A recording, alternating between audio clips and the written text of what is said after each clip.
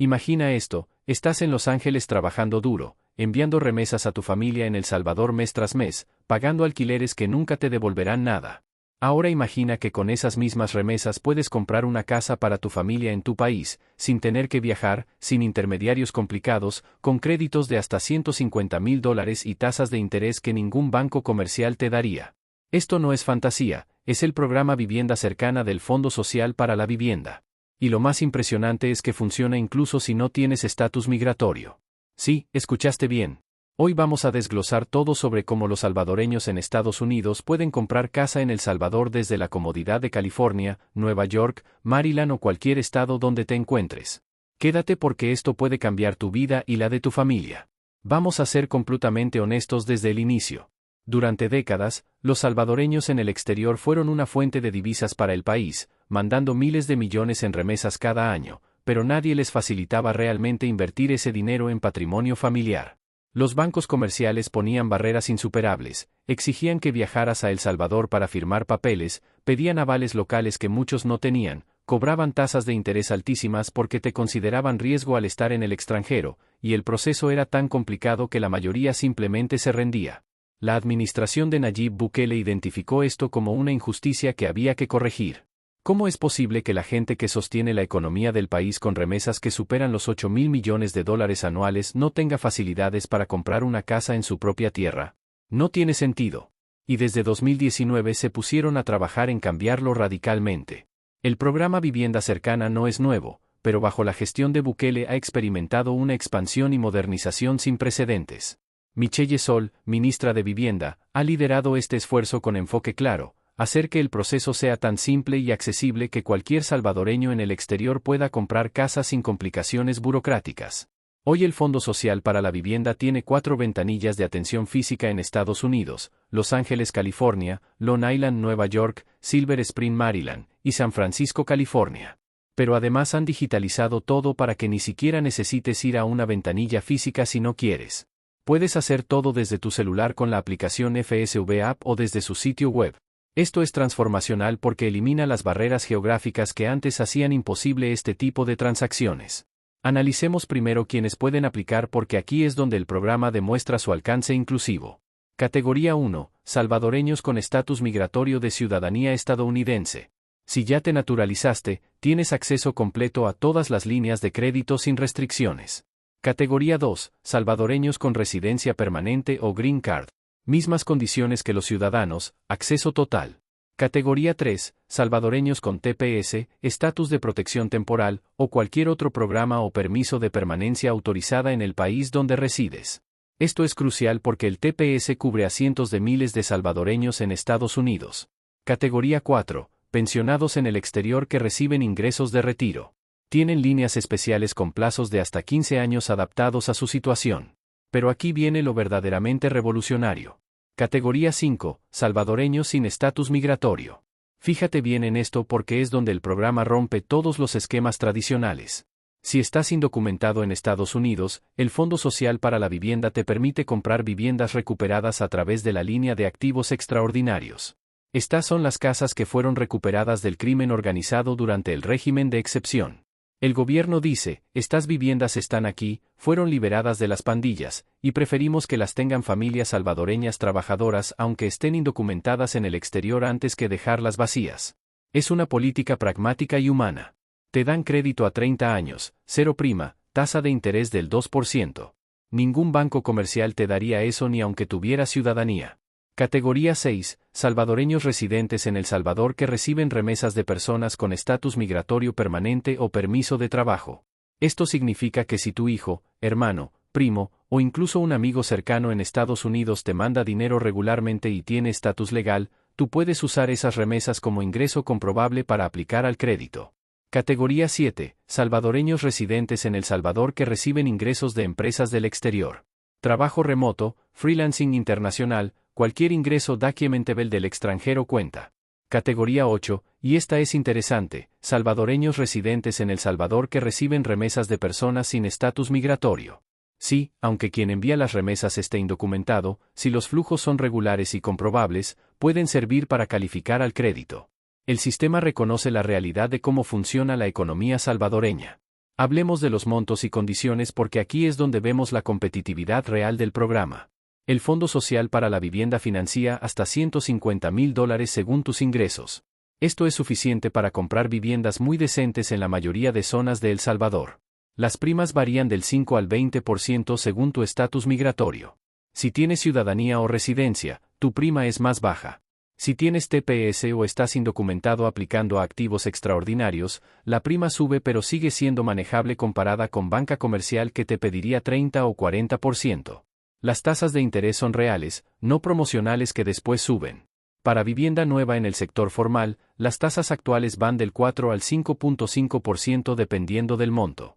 Esto es extraordinario porque bancos comerciales cobran del 8 al 12% para este tipo de créditos. Los plazos son generosos, hasta 30 años para la mayoría de líneas, hasta 15 años para pensionados. Esto hace que las cuotas mensuales sean accesibles. Y aquí está una de las ventajas más grandes, el FSV financia los gastos de escrituración de la vivienda. Cuando compras casa, hay costos notariales, registrales, impuestos de transferencia, que fácilmente suman $3 o $4,000. El FSV te financia eso, lo incluye en el préstamo.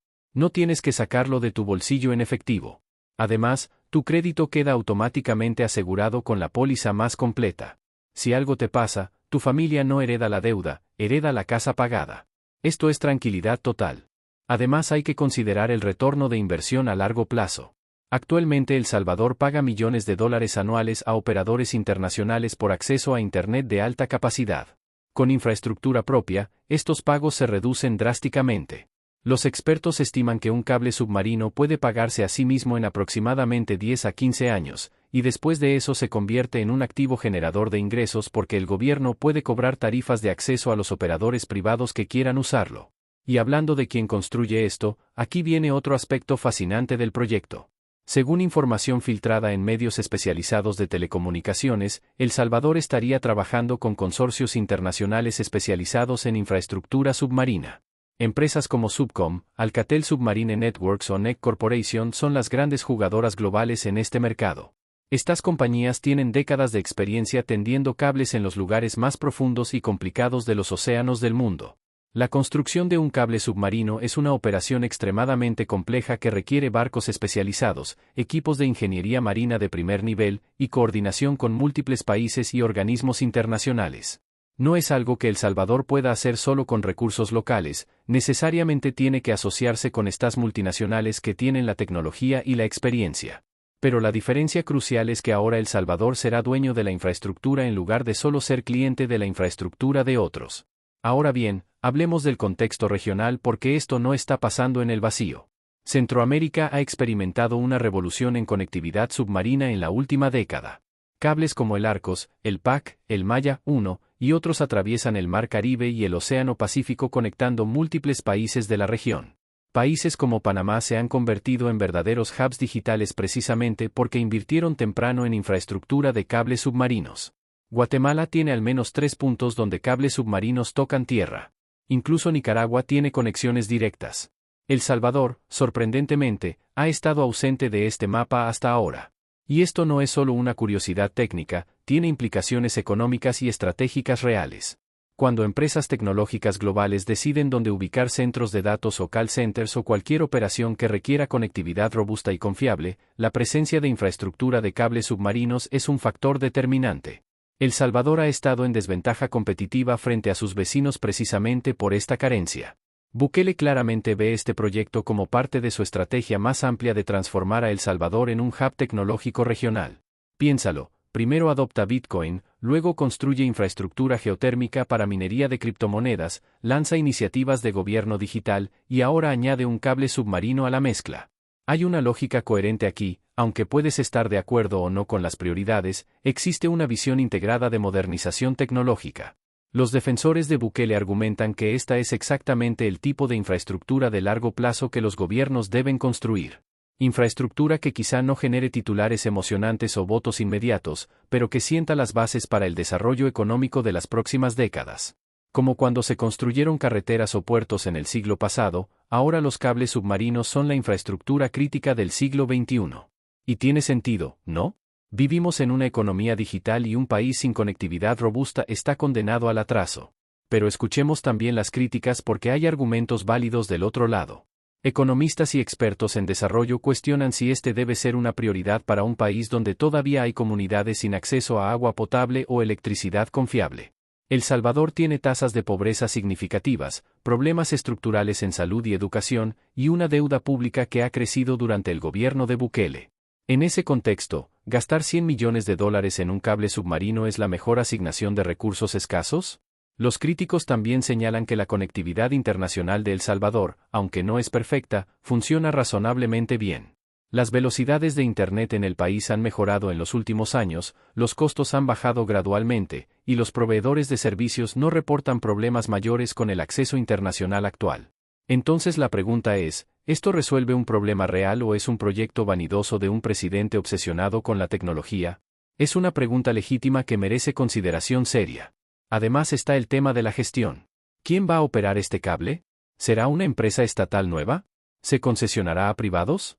¿Habrá transparencia en las tarifas y el acceso? La historia de Latinoamérica está llena de proyectos de infraestructura ambiciosos que terminaron siendo fuentes de corrupción o ineficiencia porque no se establecieron marcos de gobernanza claros desde el principio.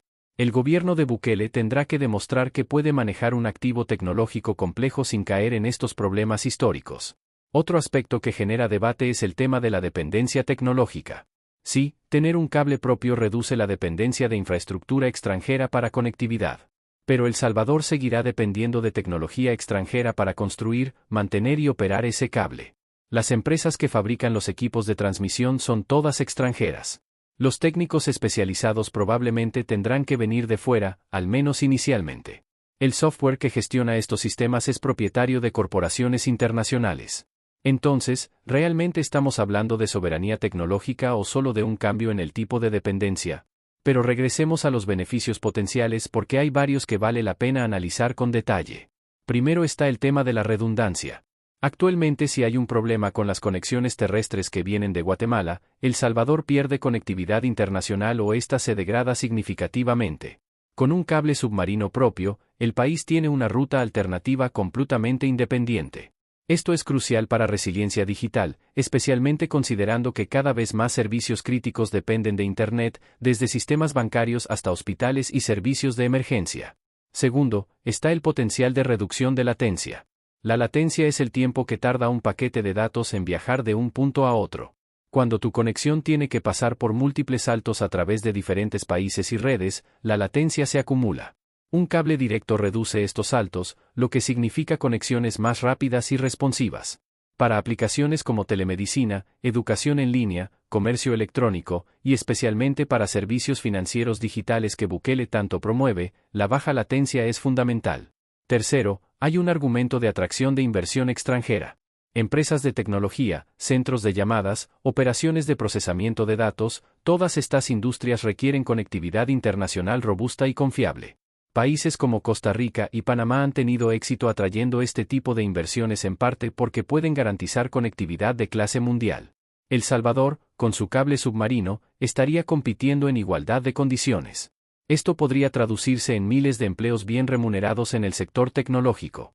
Cuarto, está el efecto en precios para consumidores. Cuando hay más competencia y menos intermediarios en la cadena de suministro de Internet, teóricamente los precios deberían bajar. Si los proveedores de servicios de Internet salvadoreños pueden acceder a conectividad internacional más barata a través del cable nacional, esos ahorros podrían trasladarse a los usuarios finales. Aunque esto no está garantizado y dependerá de la regulación del sector y de las condiciones de competencia en el mercado local. Quinto, hay un beneficio menos obvio pero importante relacionado con el Bitcoin. Recuerda que El Salvador es el único país del mundo que ha adoptado Bitcoin como moneda de curso legal. Para que esto funcione a escala nacional, necesitas infraestructura de Internet extremadamente confiable. Las transacciones de Bitcoin requieren conectividad global constante para verificarse en la blockchain. Si El Salvador realmente quiere posicionarse como un líder en economía cripto, tener infraestructura de Internet soberana y robusta no es opcional, es esencial. Ahora hablemos de los aspectos técnicos de la implementación porque hay varios desafíos que el proyecto enfrentará. Primero está la geografía física de la costa salvadoreña. El Pacífico en esa zona puede ser bastante agitado, con corrientes fuertes y actividad sísmica no despreciable por la cercanía del cinturón de fuego del Pacífico. Los cables submarinos necesitan protección especial contra abrasión por rocas, contra corrientes y contra posibles daños por actividad sísmica o volcánica. Esto requiere ingeniería especializada y probablemente hará que el proyecto sea más costoso que en zonas geográficamente más tranquilas. Segundo está el tema de la estación de aterrizaje. El punto donde el cable sale del océano y se conecta con infraestructura terrestre es técnicamente complejo y muy sensible. Necesita seguridad física robusta, porque cualquier daño a ese punto podría dejar al país sin conectividad. Necesita energía eléctrica ultra confiable, probablemente con generadores de respaldo múltiples. Necesita enfriamiento avanzado porque los equipos de telecomunicaciones generan mucho calor. Y necesita estar protegido contra desastres naturales como inundaciones o terremotos. Tercero está el mantenimiento a largo plazo. Los cables submarinos son increíblemente duraderos cuando están bien instalados, con vida útil de 20 a 25 años o más. Pero requieren mantenimiento periódico y reparaciones ocasionales. Cuando un cable submarino se daña, generalmente por anclas de barcos o actividad pesquera, repararlo requiere barcos especializados que cuestan decenas de miles de dólares por día de operación. El Salvador necesitará tener contratos con empresas que puedan responder rápidamente a emergencias o el cable será vulnerable a interrupciones prolongadas. Cuarto está la integración con la red nacional. No basta con tener el cable, necesitas que la infraestructura terrestre de fibra óptica dentro del país pueda aprovechar esa capacidad. Esto significa inversiones complementarias en redes de distribución nacionales, en centros de intercambio de tráfico, en infraestructura de última milla para llegar a hogares y empresas. El cable submarino es solo una pieza de un ecosistema más grande que necesita funcionar de manera integrada. Y aquí viene algo que mucha gente no considera, los acuerdos internacionales necesarios. Tender un cable submarino no es simplemente tirar un cable por el fondo del océano. Requiere permisos de múltiples jurisdicciones, estudios de impacto ambiental, coordinación con rutas marítimas establecidas, acuerdos con los países donde el cable tocará tierra en sus otros extremos. Es un proceso diplomático además de técnico, y puede tomar años completar toda la burocracia internacional necesaria. El cronograma de 2028 para tener el cable operativo es ambicioso pero no imposible.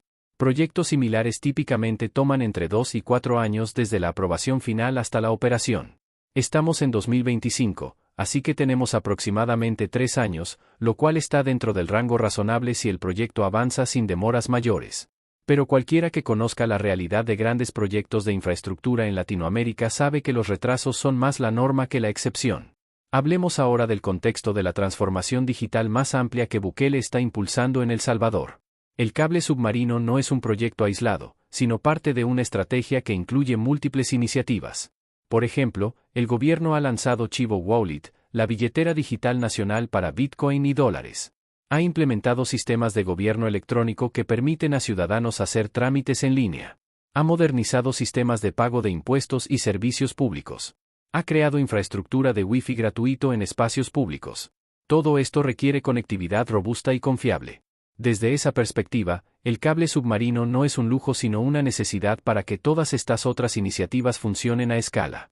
Si quieres que millones de personas usen servicios digitales gubernamentales, necesitas garantizarles que la infraestructura subyacente no va a fallar en momentos críticos. El cable ofrece esa garantía de manera que la dependencia de infraestructura extranjera no puede. Pero también hay que mencionar que la transformación digital que Bukele promueve ha tenido resultados mixtos hasta ahora. Chivo Wallet, por ejemplo, tuvo un lanzamiento problemático con fallas técnicas y problemas de usabilidad que generaron frustración pública. Algunos servicios de gobierno digital han funcionado bien, otros no tanto.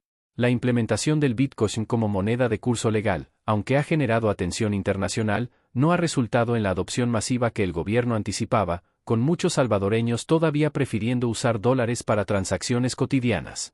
Entonces hay escepticismo legítimo sobre si el gobierno de Bukele tiene la capacidad técnica y administrativa para gestionar exitosamente un proyecto tan complejo como un cable submarino. Una cosa es anunciar proyectos ambiciosos en X, otra muy distinta es ejecutarlos eficientemente con los recursos limitados de un país pequeño. El historial de Bukele en ejecución de proyectos tecnológicos es mixto, y eso genera dudas razonables sobre este proyecto también. Los expertos en telecomunicaciones que he consultado tienen opiniones divididas. Algunos creen que es un paso lógico y necesario que debió haberse dado hace años. Argumentan que cualquier país serio sobre su futuro digital necesita controlar su infraestructura crítica de Internet. Otros piensan que es un gasto innecesario dado que el mercado privado eventualmente hubiera desarrollado esta infraestructura si realmente fuera necesaria. Si hay demanda real, empresas privadas de telecomunicaciones tendrían incentivos para invertir en un cable. Esta es una tensión fundamental en economía del desarrollo. ¿Cuándo debe el Estado invertir en infraestructura y cuándo debe dejar que el mercado lo resuelva? Los argumentos para intervención estatal se basan en que ciertos tipos de infraestructura son bienes públicos o tienen externalidades positivas tan grandes que el sector privado subinvertiría. Los argumentos contra intervención estatal se basan en que los gobiernos típicamente son menos eficientes que empresas privadas y corren riesgo de desperdiciar recursos en proyectos políticamente atractivos pero económicamente inviables. En el caso del cable submarino salvadoreño, probablemente hay méritos en ambos argumentos. Por un lado, el hecho de que ninguna empresa privada haya construido un cable hasta ahora sugiere que las condiciones de mercado no lo justificaban. Por otro lado, hay ciertos tipos de infraestructura estratégica donde tiene sentido que el Estado tome la iniciativa, especialmente si los beneficios incluyen soberanía tecnológica y resiliencia nacional que el mercado no valora adecuadamente. Ahora vamos a comparar esto con lo que otros países de la región han hecho. Panamá, por ejemplo, ha invertido fuertemente en convertirse en un hub digital regional. Tiene múltiples cables submarinos, un marco regulatorio favorable para centros de datos, y ha atraído inversión significativa de empresas tecnológicas globales. El resultado ha sido crecimiento económico en el sector tecnológico y miles de empleos bien remunerados. Panamá no esperó a que el mercado resolviera esto solo, el Estado tomó un rol proactivo en crear las condiciones para que sucediera. Costa Rica es otro caso interesante. Aunque su conectividad submarina llegó principalmente a través de inversión privada, el gobierno tico creó un ambiente regulatorio y de estabilidad política que atrajo esa inversión. Empresas como Intel, Amazon y docenas de multinacionales tecnológicas tienen operaciones en Costa Rica precisamente porque la infraestructura digital es confiable. El enfoque fue diferente al de Panamá, más orientado al mercado, pero el resultado en términos de desarrollo tecnológico ha sido similar. El Salvador está intentando algo que combina elementos de ambos modelos. Inversión estatal directa en infraestructura crítica, pero con la intención de que el sector privado construya encima de esa base. El gobierno pone los cimientos, las empresas construyen la casa. En teoría suena bien, pero la ejecución será determinante. Si el cable se construye, se opera eficientemente, y se hace accesible a precios razonables para operadores privados, puede funcionar. Si se convierte en otro proyecto gubernamental ineficiente y corrupto, será otro ejemplo más de dinero público desperdiciado. Hablemos también del impacto potencial en educación y salud, dos sectores donde la conectividad digital puede hacer una diferencia transformadora. En educación, acceso a Internet de alta velocidad y baja latencia abre posibilidades increíbles. Estudiantes en zonas rurales de El Salvador podrían acceder a recursos educativos globales, tomar cursos en línea de universidades internacionales, participar en programas de intercambio virtual. Profesores podrían actualizarse profesionalmente sin tener que viajar. El país podría atraer programas de educación a distancia de alta calidad. En salud, telemedicina de alta calidad requiere conexiones confiables de alta velocidad. Imagina un doctor en San Salvador consultando en tiempo real con especialistas en Estados Unidos o Europa sobre un caso complejo. O pacientes en zonas remotas recibiendo diagnósticos a través de consultas por video con especialistas que están a miles de kilómetros. O transmisión en vivo de cirugías complejas para entrenamiento de médicos locales. Todo esto es posible con buena conectividad, pero requiere infraestructura robusta como la que el cable submarino promete. Pero seamos realistas también. Tener la infraestructura de cable no garantiza automáticamente que estos beneficios se materialicen. Se necesitan inversiones complementarias en educación digital, en equipamiento para escuelas y clínicas, en capacitación de profesionales, en desarrollo de contenido apropiado. El cable es un habilitador, no una solución mágica. Y esto es algo que el gobierno de Bukele necesita comunicar claramente para no crear expectativas poco realistas. Un aspecto que no hemos tocado mucho es el ambiental. La construcción de cables submarinos tiene impactos ambientales que deben evaluarse y mitigarse. El proceso de tender el cable puede disturbar ecosistemas marinos, especialmente en zonas poco profundas cerca de la costa. Las estaciones de aterrizaje requieren construcción costera que puede afectar playas y ecosistemas costeros. Y el consumo energético de los equipos de telecomunicaciones es significativo, planteando preguntas sobre cómo se generará esa energía y si será sostenible. El gobierno de Bukele ha enfatizado su interés en energía renovable, particularmente geotérmica aprovechando los volcanes de El Salvador. Si el cable y su infraestructura asociada se alimentan con energía limpia, eso sería un punto positivo. Pero si requiere expansión de generación eléctrica basada en combustibles fósiles, entonces el beneficio neto ambiental es cuestionable. Estos son detalles que aún no están claros y que valdrá la pena monitorear conforme el proyecto avance. También está la pregunta de seguridad cibernética. Un cable submarino es infraestructura crítica que puede ser objetivo de ataques, tanto físicos como digitales. Físicamente, aunque los cables submarinos son robustos, son vulnerables a sabotaje deliberado.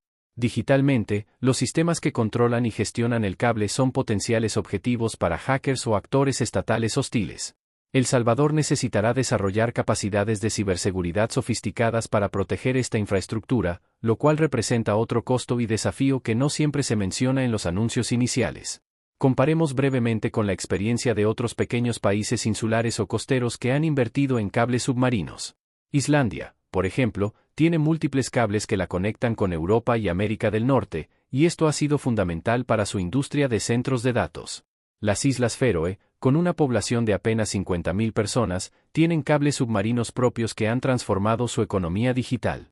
Singapur es un hub de cables submarinos masivo que maneja una porción desproporcionada del tráfico digital del sudeste asiático. En todos estos casos, la inversión en infraestructura submarina ha tenido retornos positivos, pero también en todos estos casos había estrategias integrales más allá del cable mismo. Para El Salvador, el éxito del proyecto dependerá de si existe una estrategia integral o si el cable es una pieza aislada. Necesitas política industrial que atraiga empresas tecnológicas. Necesitas un sistema educativo que produzca talento técnico. Necesitas estabilidad política y jurídica que dé confianza a inversionistas. Necesitas infraestructura complementaria de energía, transporte y servicios. El cable por sí solo no puede hacer todo esto, pero puede ser un catalizador si las otras piezas se ponen en su lugar. Ahora analicemos el aspecto financiero más profundamente. ¿Cómo se está financiando este proyecto? Hasta donde se sabe, el gobierno de Bukele está explorando una combinación de financiamiento público y posiblemente participación de capital privado.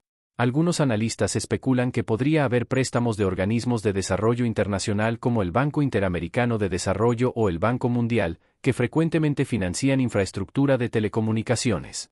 Otros sugieren que podría haber inversión privada de empresas de telecomunicaciones interesadas en tener acceso preferencial al cable. El modelo de negocio probablemente será algo así: el gobierno posee y opera la infraestructura del cable, pero cobra tarifas de acceso a operadores privados que quieran usarlo para sus servicios comerciales. Estas tarifas generan ingresos recurrentes que eventualmente recuperan la inversión inicial y luego se convierten en beneficio neto. En paralelo, el gobierno usa el cable para sus propias necesidades de conectividad para servicios públicos digitales, educación, salud, etc. Este es el modelo que otros países han usado con éxito. Pero el riesgo está en la gobernanza. ¿Quién decide las tarifas de acceso? ¿Cómo se garantiza que sean justas y no favorezcan a operadores específicos? ¿Habrá un regulador independiente o el gobierno tendrá control directo? ¿Cómo se manejarán los ingresos generados?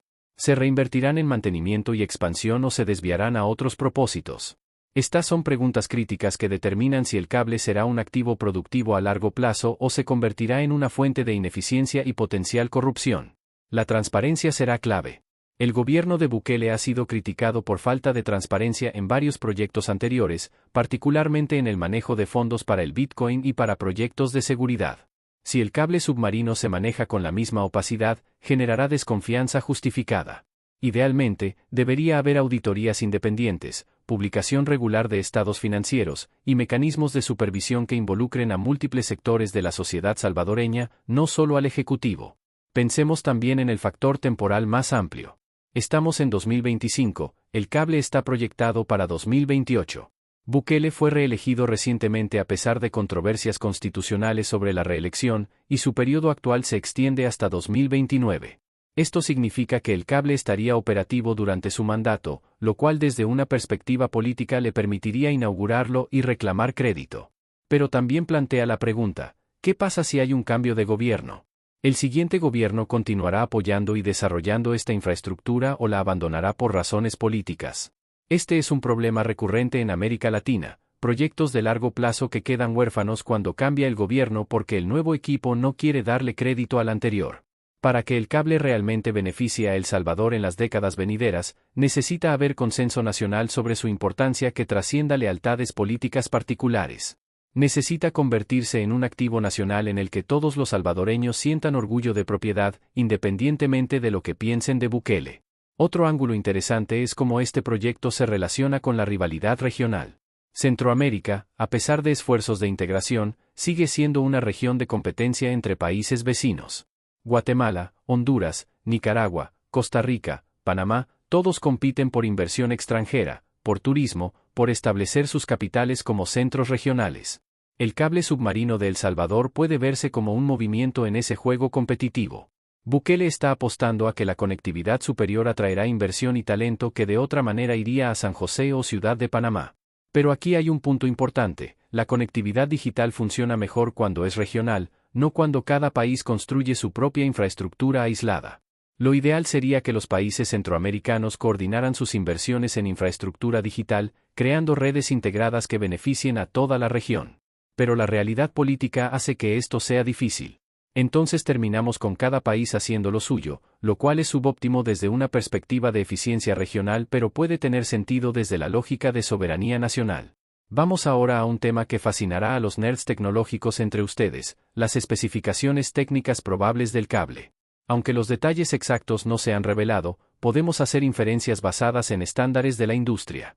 El cable probablemente usará tecnología de fibra óptica monomodo con amplificadores ópticos espaciados cada 50 a 100 kilómetros. La capacidad total probablemente estará en el rango de 10 a 20 terabits por segundo inicialmente, con posibilidad de upgrades futuros conforme la tecnología avance. La arquitectura del cable probablemente incluirá múltiples pares de fibra para redundancia. Si una fibra falla, el tráfico puede redirigirse automáticamente a las fibras de respaldo sin interrupción del servicio. Los sistemas de monitoreo modernos pueden detectar problemas en el cable casi instantáneamente y en muchos casos repararse remotamente sin necesidad de intervención física. Esta es tecnología madura y confiable que ha sido probada en miles de cables alrededor del mundo. La profundidad del cable variará dependiendo de la topografía del fondo marino en la ruta específica que se elija. En áreas costeras poco profundas, el cable se entierra bajo el lecho marino para protegerlo de anclas y actividad pesquera. En aguas profundas, generalmente por encima de 1000 metros, el cable simplemente se posa en el fondo porque hay poco riesgo de interferencia humana. La costa del Pacífico de El Salvador tiene áreas donde la profundidad cae rápidamente, lo cual puede ser ventajoso porque significa menos longitud de cable en zonas poco profundas vulnerables. Un aspecto técnico fascinante es cómo estos cables pueden autorrepararse parcialmente. Los modernos cables submarinos tienen sistemas inteligentes que pueden detectar degradación en segmentos específicos y automáticamente aumentar la potencia de los amplificadores o redirigir señales para compensar. Esto significa que el cable puede seguir funcionando incluso con daños menores hasta que se pueda realizar una reparación física. Para un país como El Salvador, esta resiliencia es importante porque cualquier interrupción prolongada tendría impactos económicos significativos. Regresemos al tema del impacto en el ciudadano común porque al final del día eso es lo que importa. ¿Qué va a notar el salvadoreño promedio cuando este cable esté operativo en 2028? Bueno, si todo sale según el plan, deberían notar varias cosas. Primero, Internet más rápido y más estable, especialmente para servicios internacionales como streaming de video, videollamadas y juegos en línea. Segundo, potencialmente precios más bajos para servicios de Internet conforme la competencia aumente y los costos de operadores bajen. Tercero, más servicios digitales disponibles. Empresas internacionales que antes no consideraban operar en El Salvador por limitaciones de conectividad ahora podrían ofrecer sus servicios. Plataformas de educación en línea, servicios de telemedicina, aplicaciones de trabajo remoto, todo esto se vuelve más viable con mejor infraestructura. Cuarto, oportunidades de empleo. Si el cable realmente atrae inversión en sectores tecnológicos, eso significa empleos en call centers, en desarrollo de software, en servicios digitales, empleos que típicamente pagan mejor que el promedio en El Salvador. Pero seamos honestos también sobre lo que no va a cambiar. El cable no va a resolver la pobreza. No va a eliminar la violencia. No va a arreglar automáticamente el sistema educativo. No va a curar el sistema de salud. Son problemas complejos que requieren intervenciones multifacéticas. El cable es una pieza de infraestructura que puede facilitar soluciones en estas áreas, pero no es la solución en sí misma. Y es importante que tanto el gobierno como los ciudadanos tengan expectativas realistas al respecto. También está la cuestión de la brecha digital dentro de El Salvador. Tener un cable submarino de última generación no ayuda mucho a un campesino en una zona rural montañosa que ni siquiera tiene electricidad confiable, mucho menos acceso a Internet. Para que los beneficios del cable se distribuyan ampliamente, necesita haber inversión masiva en infraestructura de última milla, en hacer Internet accesible y asequible para poblaciones de bajos ingresos, en alfabetización digital para que la gente sepa cómo usar estas herramientas. Bukele ha hablado de Wi-Fi gratuito en plazas públicas y de hacer Internet un derecho, pero la implementación de estas promesas ha sido desigual. El cable puede mejorar la capacidad del país para proveer Internet más barato y mejor, pero se necesitan políticas públicas complementarias para asegurar que los beneficios lleguen a todos los salvadoreños, no solo a los que viven en zonas urbanas o tienen recursos para pagar servicios premium. Analicemos ahora las voces críticas más específicamente. ¿Qué dicen exactamente los opositores de este proyecto? Algunos economistas argumentan que El Salvador tiene necesidades más urgentes. El país tiene déficit en vivienda, miles de familias sin acceso a agua potable, escuelas en mal estado, hospitales sin equipamiento básico. Gastar 100 millones en un cable cuando hay necesidades tan básicas sin resolver parece desconectado de la realidad que vive la mayoría de salvadoreños, argumentan estos críticos. Otros señalan el problema de la deuda. El gobierno de Bukele ha aumentado significativamente la deuda pública de El Salvador, en parte por sus proyectos ambiciosos y en parte por la compra de Bitcoin que ha resultado en pérdidas cuando el precio de la criptomoneda ha caído. Añadir más deuda para un proyecto de infraestructura tecnológica cuando el país ya está sobreendeudado parece fiscalmente irresponsable. ¿Qué pasa si en unos años El Salvador enfrenta una crisis de deuda? Este cable no va a poder alimentar familias o pagar pensiones. Hay también críticos desde el sector tecnológico mismo que argumentan que el mercado hubiera resuelto esto eventualmente sin necesidad de intervención estatal. Si la demanda de mejor conectividad realmente existía, operadores privados como Claro, Tigo o Digicel hubieran encontrado manera de financiar un cable o de mejorar las conexiones existentes. El hecho de que no lo hayan hecho sugiere que el business case no era tan claro, y el gobierno está esencialmente subsidiando algo que el mercado ya evaluó como no rentable. Y están los críticos políticos que ven esto como otro proyecto vanidoso de Bukele, otro anuncio grandilocuente en redes sociales que generará titulares internacionales pero que en la práctica no cambiará mucho la vida de salvadoreños comunes. Señalan que Bukele tiene un patrón de anunciar proyectos ambiciosos que luego se implementan parcialmente o con problemas. El Bitcoin es el ejemplo más obvio, pero hay otros proyectos de infraestructura y tecnología que no han cumplido las expectativas iniciales. Estas críticas merecen consideración seria. No se pueden descartar como simple oposición partidaria. Hay argumentos económicos y prácticos legítimos sobre prioridades de gasto público, sobre capacidad de implementación, sobre si el Estado debe jugar este rol en la economía. Un análisis honesto tiene que reconocer estos puntos, incluso si al final uno concluye que el proyecto tiene sentido. Por otro lado, los defensores del proyecto tienen sus propios argumentos persuasivos. Dicen que infraestructura como esta es precisamente el tipo de inversión que los gobiernos deben hacer porque tiene beneficios de largo plazo que el mercado no valora adecuadamente. Que un país sin infraestructura digital del siglo XXI está condenado a quedarse atrás en la economía global. Que esperar a que el sector privado resuelva esto significa esperar décadas potencialmente, mientras otros países avanzan. También argumentan que el costo de 100 millones, aunque suena grande, es modesto comparado con el presupuesto nacional y con los beneficios potenciales a lo largo de décadas. Que países desarrollados invirtieron fuertemente en infraestructura de telecomunicaciones y eso fue clave para su desarrollo económico. Que el Bitcoin y los servicios digitales que Bukele promueve no pueden funcionar sin conectividad robusta. Que esto es pensar a largo plazo en lugar de solo atender emergencias del día a día. Un punto que ambos lados del debate a menudo pierden es que podría haber un camino intermedio. Por ejemplo, el gobierno podría desarrollar el proyecto en asociación público-privada donde empresas privadas ponen parte del capital a cambio de derechos de uso preferencial. O podría haber un modelo de financiamiento innovador donde organismos internacionales de desarrollo proveen préstamos concesionales específicamente para infraestructura digital. O el proyecto podría escalarse en fases, empezando más pequeño y expandiendo conforme se demuestran resultados. La realidad es que rara vez las cosas son totalmente blancas o negras en política pública. Casi siempre hay matices, trade-offs, y maneras de estructurar proyectos que balanceen diferentes objetivos. El desafío para el gobierno de Bukele es demostrar que están pensando en estos matices y no simplemente ejecutando un proyecto porque suena bien en un tuit. Y el desafío para los críticos es ofrecer alternativas constructivas en lugar de simplemente decir que no a todo. Miremos ahora hacia el futuro específicamente. Asumamos que el cable se construye y está operativo en 2028 o 2029. ¿Qué sigue después? Bueno, el cable por sí solo es solo el principio. El Salvador necesitará seguir invirtiendo en infraestructura digital de manera sostenida durante años. Expansión de redes de fibra óptica terrestres para llegar a más comunidades. Desarrollo de centros de intercambio de tráfico de Internet para mejorar conectividad doméstica. Inversión en seguridad cibernética para proteger infraestructura crítica. También necesitará políticas que maximicen el aprovechamiento del cable. Incentivos fiscales para empresas tecnológicas que se establezcan en el país. Programas de capacitación masiva en habilidades digitales. Actualización del marco regulatorio de telecomunicaciones para fomentar competencia e innovación. Asociaciones con universidades para desarrollar talento técnico local. Todo esto requiere visión estratégica y ejecución consistente a lo largo de años, no solo un proyecto único. El benchmark de éxito debería ser claro. En 5 a 10 años después de que el cable esté operativo, El Salvador debería ver crecimiento medible en el sector de tecnología y servicios digitales. Más empresas tecnológicas operando en el país. Más salvadoreños empleados en trabajos digitales bien remunerados. Precios de Internet más bajos para consumidores. Velocidades más altas. Nuevos servicios digitales disponibles.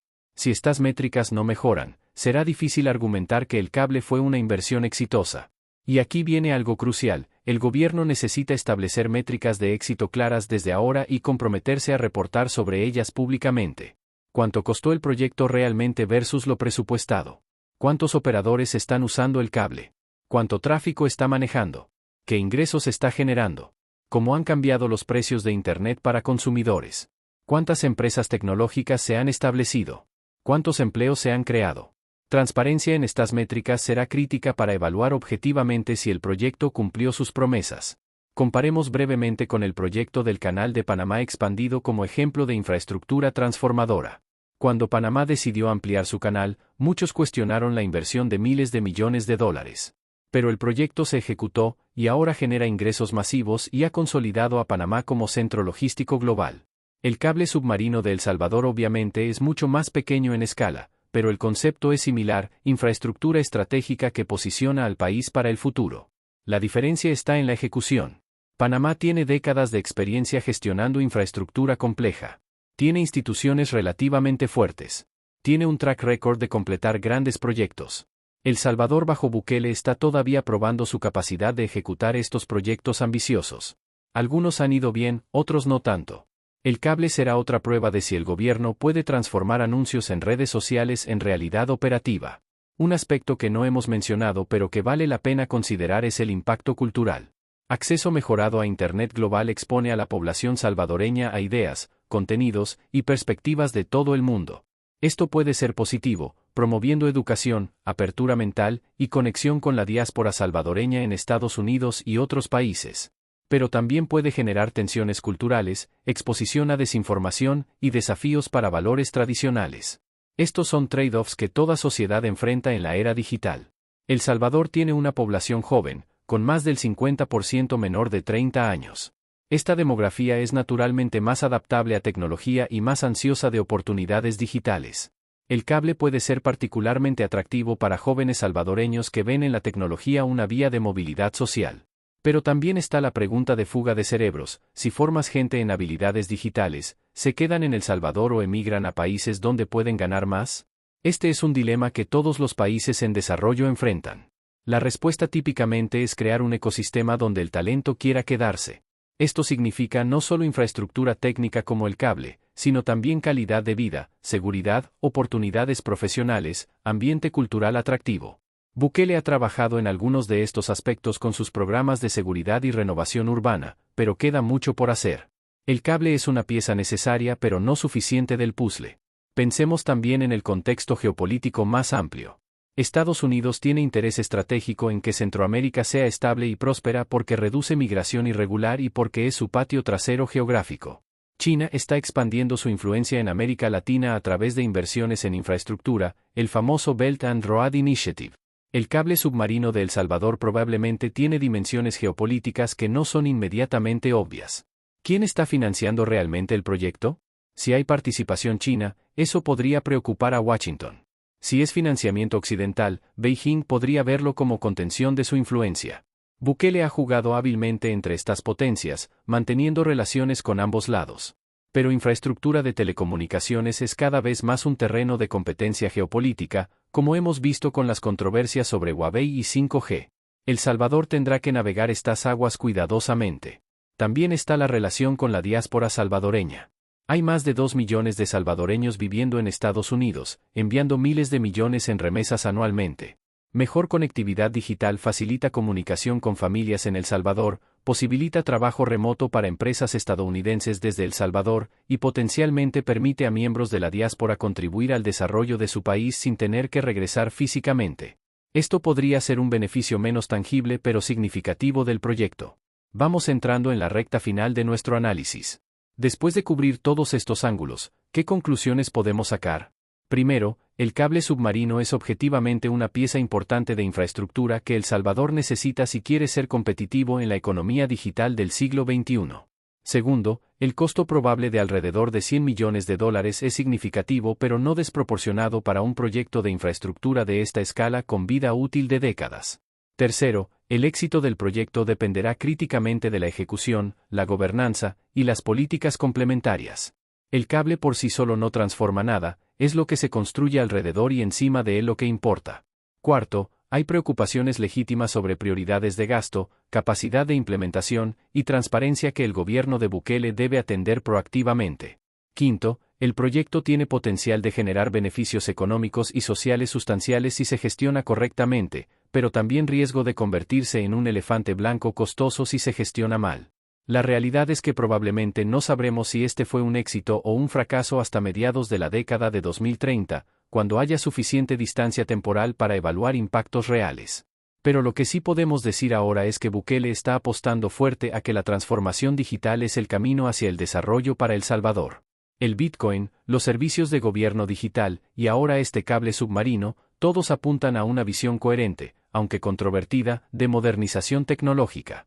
La pregunta final que cada salvadoreño tiene que responder por sí mismo ¿es esta la dirección correcta para el país? ¿Son estas las prioridades adecuadas dado todo lo demás que El Salvador necesita? ¿Confías en que este gobierno puede ejecutar estos proyectos efectivamente? No hay respuestas fáciles, y personas razonables pueden llegar a conclusiones diferentes basándose en los mismos hechos. Lo que es indiscutible es que estamos viendo un experimento en tiempo real de cómo un país pequeño y en desarrollo intenta saltar directamente hacia la era digital.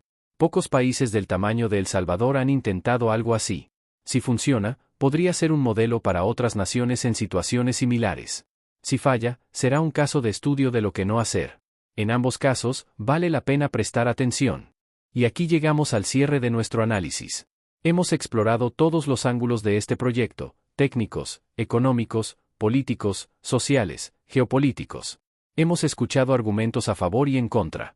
Hemos analizado beneficios potenciales y riesgos reales. Hemos comparado con experiencias de otros países y hemos proyectado hacia el futuro. Ahora la pregunta es para ti, ¿qué opinas? ¿Crees que El Salvador debe invertir 100 millones en un cable submarino de Internet? ¿Es visión de futuro o desperdicio de recursos? ¿Confías en que el gobierno de Bukele puede ejecutar esto efectivamente? ¿Hay alternativas mejores que no se están considerando? Déjame saber en los comentarios qué piensas. Este canal es un espacio de debate respetuoso donde todas las opiniones tienen cabida siempre que estén fundamentadas. Si este video te pareció útil para entender un tema complejo de política pública y tecnología, dale like y suscríbete al canal. Estamos construyendo una comunidad de personas interesadas en análisis serio de liderazgo político en América Latina. Activa la campanita para recibir notificaciones cuando subamos nuevos videos. Y comparte este contenido con alguien que creas que se beneficiaría de esta información. En videos futuros seguiremos analizando las políticas de Bukele y de otros líderes regionales, siempre con el mismo enfoque objetivo y balanceado. Porque la política es demasiado importante para dejarla solo a los políticos, todos los ciudadanos tenemos que estar informados para tomar decisiones inteligentes sobre nuestro futuro colectivo. Nos vemos en el próximo video de Líder de Líderes.